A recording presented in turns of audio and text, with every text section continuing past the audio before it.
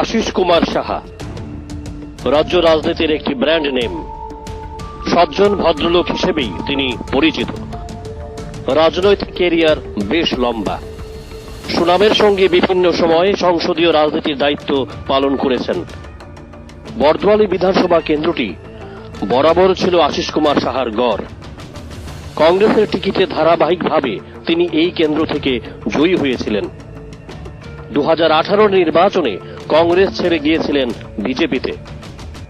আগলে রেখেছিলেন নিজের গড়, কিন্তু ছন্দপতন ঘটে বিজেপি ছাড়ার পর।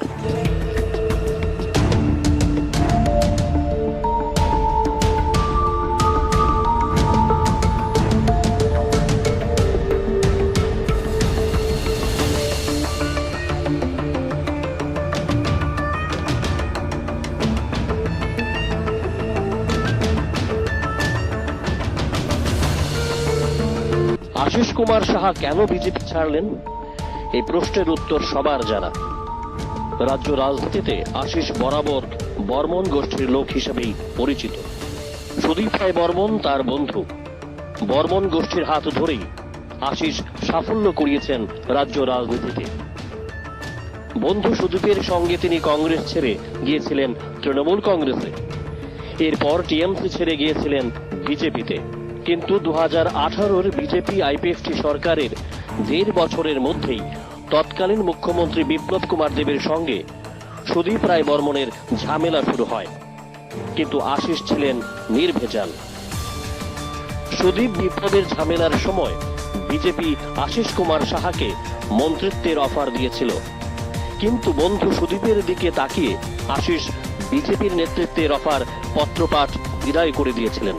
বিজেপি নেতৃত্ব শেষ পর্যন্ত চেষ্টা চালিয়েছিলেন আশিসকে ধরে রাখার জন্য, কিন্তু ব্যর্থ হয়।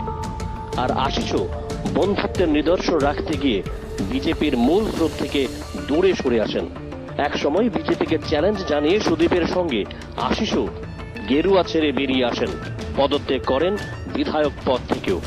তখন থেকেই ধীরে ধীরে আশিস রাজনৈতিকভাবে ব্যাকফুটে চলে যান।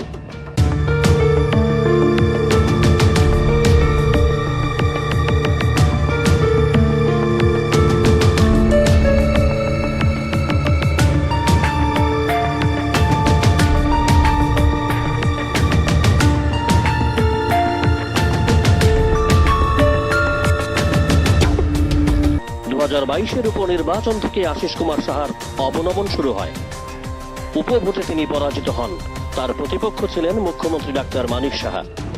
2023 ভোটে বামেদের সঙ্গে জোট করে বিজেপির প্রার্থী তথা মুখ্যমন্ত্রী ডাক্তার মানিক সাহার সঙ্গে লড়াই করেছিলেন। কিন্তু ভাগ্যের পরিহাস, সদ্য সমাপ্ত বিধানসভা নির্বাচনেও আশিস কুমার সাহাকে পরাজয় বরণ করতে হয়েছে। আগামী দিনে আশিস কুমার সাহার পক্ষে বর্দোয়ালি বিধানসভা কেন্দ্র থেকে লড়াই করে ভোট বৈতরণী পার হওয়া শুধু অসম্ভব নয়, অলীক স্বপ্নও বটে। রাজনীতিকরা বলছেন, স্বাভাবিকভাবেই এক গভীর অমাবস্যায় ধাবিত হচ্ছে আশিস কুমার সাহার রাজনৈতিক জীবন। আশিস কুমার সাহা এক সময় ছিলেন আগরতলা পুর পরিষদের চেয়ারপারসন। 2009 সালে উপনির্বাচনে আশিস কুমার সাহা বর্দোয়ালি কেন্দ্র থেকে জয়ী হয়েছিলেন। 2009 থেকে 2022 পর্যন্ত আশিস ছিলেন বর্দোয়ালি কেন্দ্রের অপ্রতিদ্বন্দ্বী অবাম নেতা। রাজনৈতিক দৃষ্টিকোণ থেকে দেখলে 2009 সালে এক উপনির্বাচন দিয়ে আগরতলা রাজনীতির গণ্ডি পেরিয়ে আশিস সাহা এসেছিলেন রাজ্য রাজনীতিতে। অর্থাৎ প্রয়াত কংগ্রেস বিধায়ক ও প্রাক্তন মুখ্যমন্ত্রী সুধীর রঞ্জন মজুমদারের মৃত্যুর পর আশিস কুমার সাহা বর্দোয়ালি কেন্দ্রে উপনির্বাচনে জয়ী হয়েছিলেন।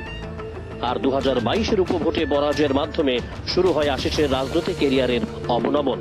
বর্তমান রাজনৈতিক পরিস্থিতিতে আশিস কুমার সাহা আর মাথা তুলে দাঁড়াতে পারবেন কিনা তা নিয়ে ঘোর সন্দেহ প্রকাশ করেছেন রাজনৈতিক পর্যবেক্ষকরা। তার পেছনে বড় কারণ সুদীপের প্রতি আশিসের বন্ধুত্বের নিদর্শন।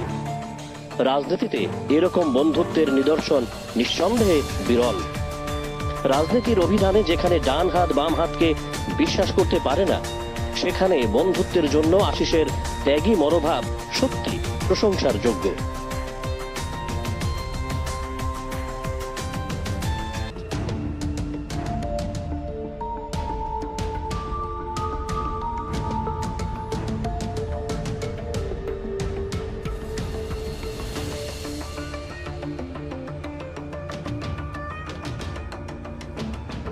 Bureau report jam 24 news.